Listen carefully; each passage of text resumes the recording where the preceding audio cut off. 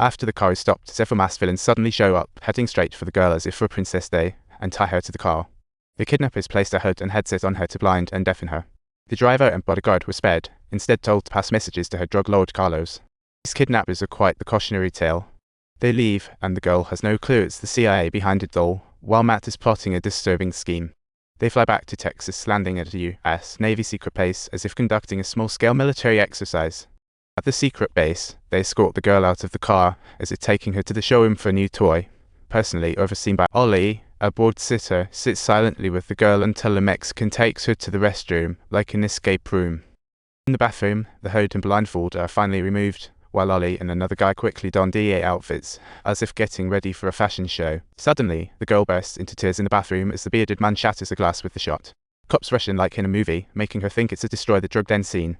Finally, Ollie bursts into the bathroom, finding the girl. He is like a superhero, and the girl is amazed to see him. She finds herself in Texas and learns her name's Isabel with a facial injury from a school battle video game. Ollie then wants to know the story of her kidnapping. If they are sending her back to Mexico, they need to figure some things out first.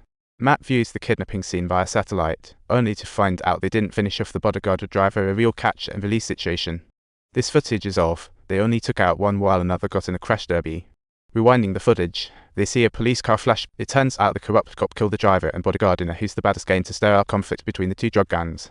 It looks like the message can't get out. After their attempt at sign Discord flops, Matt quickly contacts the escort convoy to send the girl back to Motta's turf. This way, Carlos will go to war with Motta to protect his daughter, letting these drug dealers fight it out. It's practically a drug war theater. This poor student told his mom he'd be late home that morning. With an average family, he dreams of getting rich as a next-gen kid. During the day, he starts mingling with border drug dealers, doing some minor jobs and acting all boss-like. This kid is really full of himself.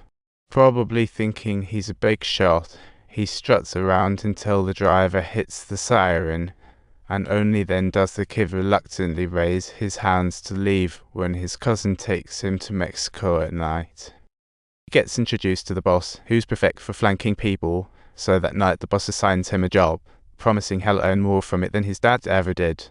Matt and his crew begin escorting Isabel, driving 3 armored cars while 7 Mexican police vehicles join the escort. It's like they're staging a transportation blockbuster. Subtitles.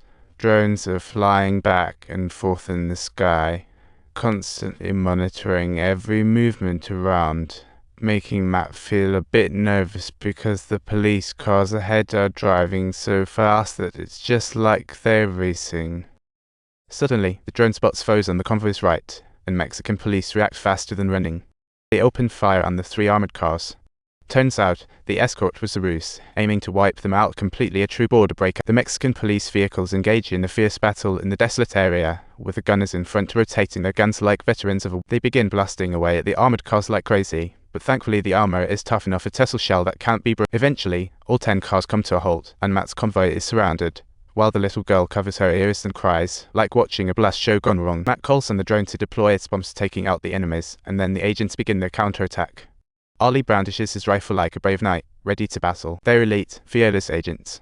Once the girl regains her wits, she jumps from the armored car and climbs onto the roof. Bullets fly by her. Isabel crawls to the car side. Heavy gunfire, but few enemies. The agents efficiently take out all the Mexican corrupt cops ahead, hearing cries for help from behind. Are there terrorists infiltrated among them ahead? Several agents look around cautiously, while Ali remains vigilant and prepared for everything. We're like trapped little birds, striving to fly back home. Matt realizes Isabel is missing. Ollie explains, it's too late, I need to find her. The girl runs far, exhausted like a little frog. Matt's crew speeds toward the border, only to spot police cars speeding up from behind.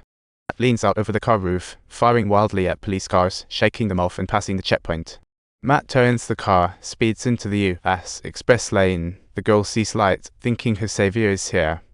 But the man who appears is actually a survivor of the gunfight, forcibly grabbing the girl, making the scene feel like a rescue twist. It's Ollie, the only uncle that makes the girl feel safe, while Matt's team returns to base, realizing they've crossed a major Although they're facing corrupt Mexican cops, they're still the law enforcement of Mexico. meaning things just got sticky. Ollie takes the girl to a household where they meet a deaf mute, but Ollie connects with him in a snap like magic. This man may be deaf and mute, but he's more than happy to host them. Welcome to my home, enjoy the free dinner. The Secretary of Defense is furious.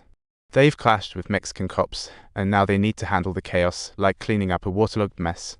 New CIA head decides to have Matt deal with the girl and Ollie problem, playing the cleaner role.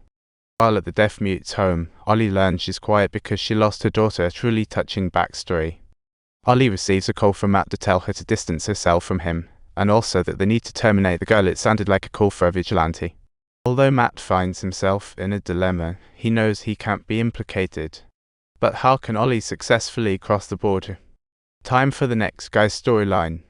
His cousin gives the kids a piece of waterproof gear, saying he'll take toll passes through tonight. The bright kid knows the area well. Even if passengers get swept away, it's no skin off his nose.